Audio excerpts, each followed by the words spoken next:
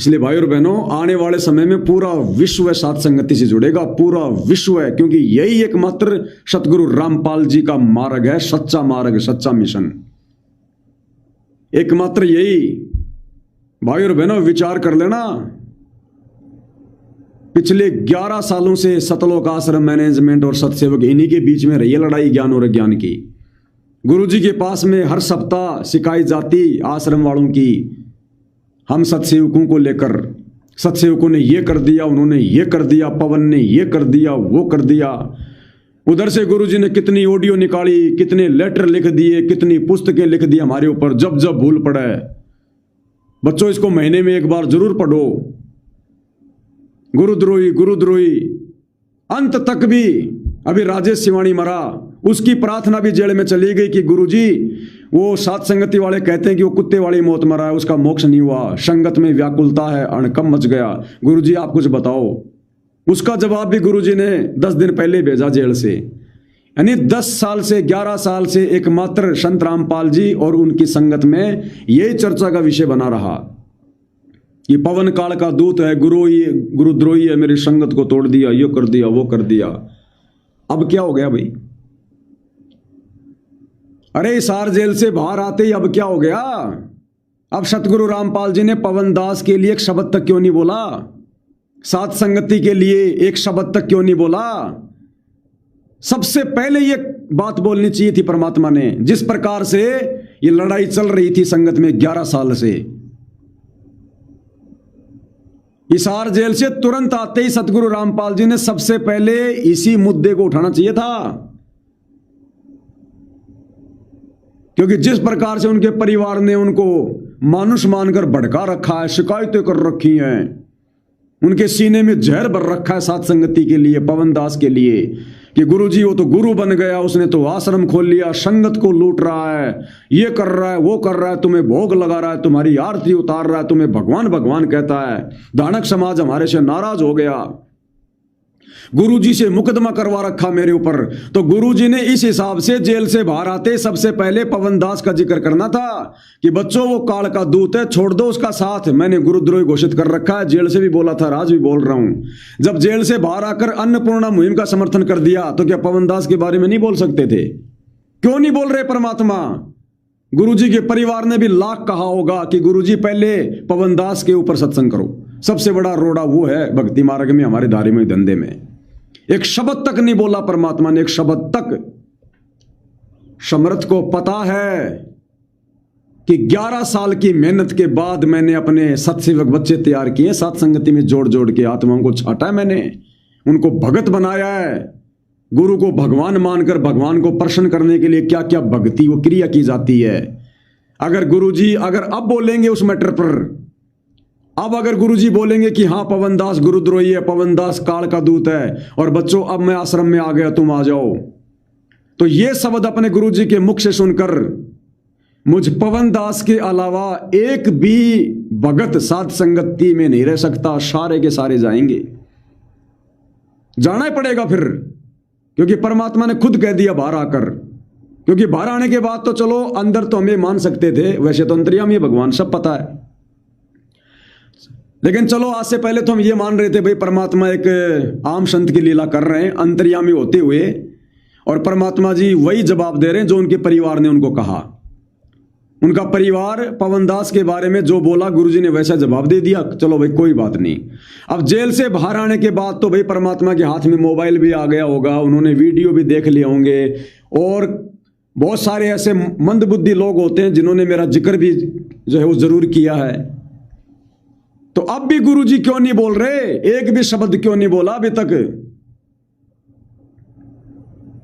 नहीं बोल रहे परमात्मा, जानबूझ के नहीं बोल रहे कि अगर मैंने इसी समय, जब तक ये अग्नि परीक्षा पूरी नहीं हो जाती, तब तक यदि मैंने एक भी शब्द उस पवन दास के लिए बोल दिया, अगर इतना भी कह दिया कि वो गुरुद्रोही है, काल का दूत है, तो सारे के सारे भगत जो मैंने छांटे हैं 11 साल से, जो मैंने हंस तैयार किए हैं, उनकी मजबूरी हो जाएगी मन मार के सतलोक आश्रम धनाना में आने की। ज्ञान आधार से तो उनको पता है कि क्या सही और क्या गलत है, लेकिन गुरु का आदेश होने के बाद फिर सात संगति छोड़ना, पवन दास को छोड़ना उनकी मजबूरी हो जाएगी। और आश्रम में आकर फिर वो क्या करेंगे? वही 12वें पंथ की भक्ति करेंगे, वही क्रिया करेंगे जो ये काल के दूत कर रहे हैं, गुरु को मानुष मान के। फिर 11.5 साल से हिसार जेल में बैठकर परमात्मा ने फिर क्या किया? उनकी तो मेहनत पे पानी फिर जाएगा। गुड़ और गोबर को परमात्मा अगर मिक्स कर देंगे, ज्ञानी और अज्ञानी को अगर मिक्स करना होता तो 11 साल से जेल में बैठ के छटनी नहीं करता। इसलिए परमात्मा शब्द भी नहीं निकाल रहा। अंतर्यामी को पता है कि बड़ी मुश्किल से तो मैंने मेरे हंस तैयार किए हैं, और अब मैं ये बात अगर बोलूंगा तो उनकी मजबूरी हो जाएगी आश्रम में आना। और आश्रम में आ गए तो फिर यहां गुरु को मानुष ही मानना पड़ेगा। यहां वो आरती नहीं कर सकते, यहां भोग नहीं लगा सकते, यहां मुझे परमात्मा नहीं कह सकते, यहां उनको कोई भोग नहीं लगाने देगा, कोई चरण सेवा नहीं करने देगा, कोई चवर नहीं करने देगा, वो के वो सारे काम हो जाएंगे।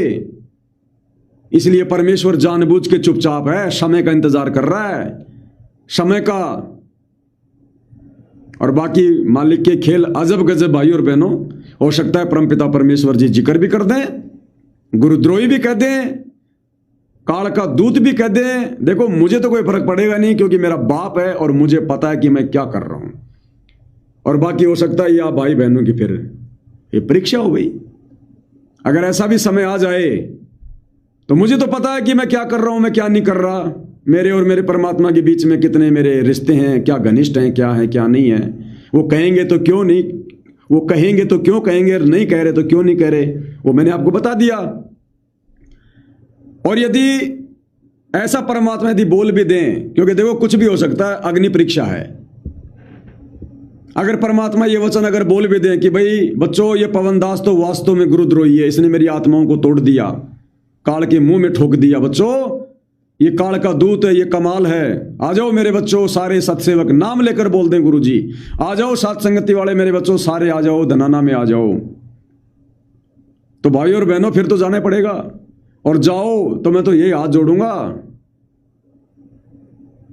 गुरु को परमात्मा मान के ही वहां पर हर प्रकार की वो क्रिया करना। अगर जाओ तो अपने घरों से घी और थाली लेके जाना 5 दीपक वाली।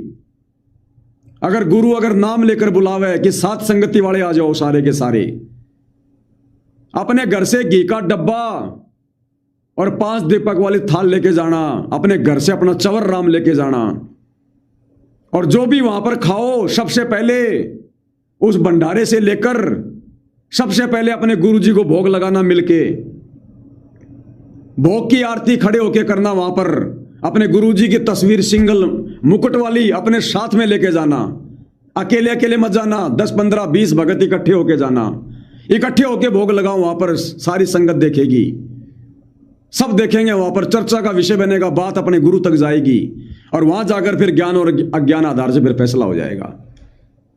बोल देना भैया अगर इस आश्रम में रुकेंगे, देखो हमारे गुरु ने बुलाया तो हम आ गए, हमारे गुरु हमारे लिए परमात्मा, जो मर्जी कहें, हमें अच्छा कहें चाहे बुरा कहें, हमें कोई दिक्कत नहीं। अपने गुरु को तो गुरु मान के ही उनका, अपने गुरु को तो परमात्मा मान के हम उनका आशीर्वाद लेंगे वहां। लेकिन जब आएगा समय सुबह के नित्य नियम का, तो रजाई में पड़े पड़े नहीं करेंगे, गुरु जी की आवाज के साथ में नहीं करेंगे। अगर नित्य नियम गुरु जी की आवाज में शुरू हो गया, उससे पहले सभी भाई बहन तैयार हो जाओ, गुरु जी की उस प्रतिमा को रख के भक्ति बोध हाथ में लेके, भले गुरु जी बोल रहे हैं ऑडियो में, आप भाई बहन भी लेके भक्ति बोध साथ साथ बोलो, और 5 दीपक वाली थाल जलाओ। गर्मी का टाइम है, घी वैसे तैयार रहेगा, जमेगा नहीं, और सभी भाई बहन वहां पर आरती उतारो ग्रुप में। आश्रम वाले क्या करेंगे? ठोकेंगे, पीटेंगे, गाड़ियां निकालेंगे, डराएंगे, धमकाएंगे।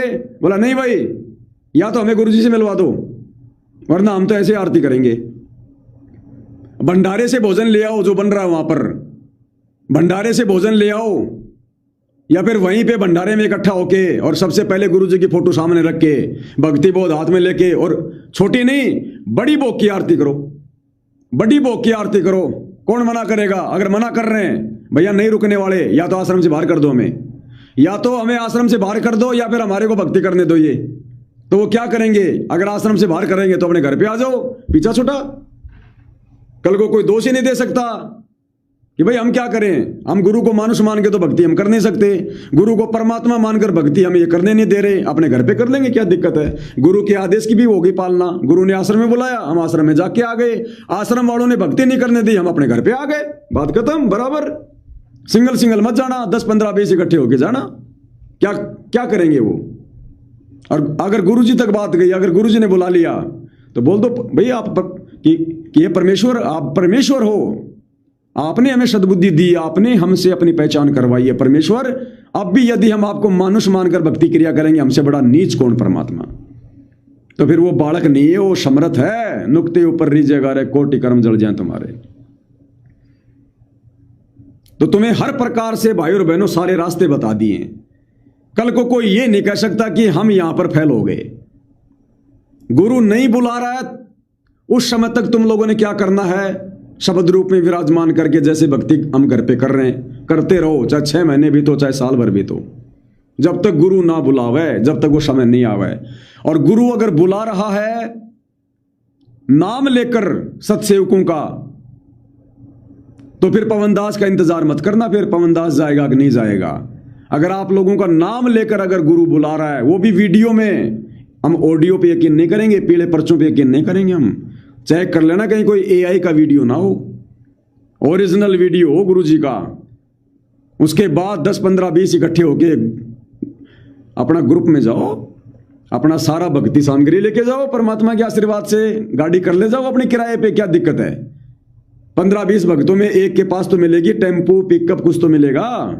सारे मिलके डीजल डलाओ और सारी भक्ति सामग्री लेके जाओ, और सुबह का नित्य नियम लगा दो, परमात्मा का ढूंढा ठा दो, संध्या आरती के समय ठा दो ढूंढा परमात्मा का, भोग लगाओ परमात्मा का, बाकी संगत भी देखे क्या हो रहा है, और मुकुट वाली फोटो लेके जाओ। बस फिर आगे परमात्मा तो संभाल लेंगे फिर, और क्या है। तो तुम्हें सारे रास्ते बता दिए गए भैया लड़ाई जीतने के काल के साथ में। तो कैसे न कैसे तो फिर खुलासा होगा ही होगा। तो मेरे विचार से तो भाई और बहनों, सतगुरु के परिवार ने सतगुरु जी के धनाना में आते सबसे पहले यही कहा होगा कि गुरु जी पहला सत्संग उस पवनदास पे करो, तुम सात संगति पे करो, हमारा सत्यानाश कर दिया उसने। लेकिन परमात्मा ने कुछ नहीं कहा। और जहां तक इस पवनदास का आइडिया है, जब तक ये अग्नि परीक्षा समाप्त नहीं हो लेगी, परमात्मा कुछ नहीं कहेगा। मालिक को पता है 11.5 साल की मेहनत पानी में चली जाएगी, पानी में। ये चंद मुट्ठी भर सत्सेवक तो छांटे 11 साल में। क्या परमात्मा एक करेगा, मिलाएगा परमात्मा गधे को और घोड़े को एक करेगा वो परमात्मा। इसलिए 11.5 साल से जेल में बैठा था। अगर गुरुद्रोही था तो आते ही बोलना चाहिए था भगवान ने, अगर कमाल था तो आते ही बोल देना चाहिए था अब तक। तो अब समझ जाना संकेत को इसी से। ये तो बिल्कुल मैन मुद्दा था, मैन मुद्दा। अब देखो कैसे संकेतों में परमात्मा ने इस 19 मिनट के सत्संग में कितने गहरे गहरे संकेत दे दिए। ऐसे समझा जाएगा, शब्द सैन सतगुरु की पहचान है, पावे अटल सुहागरे।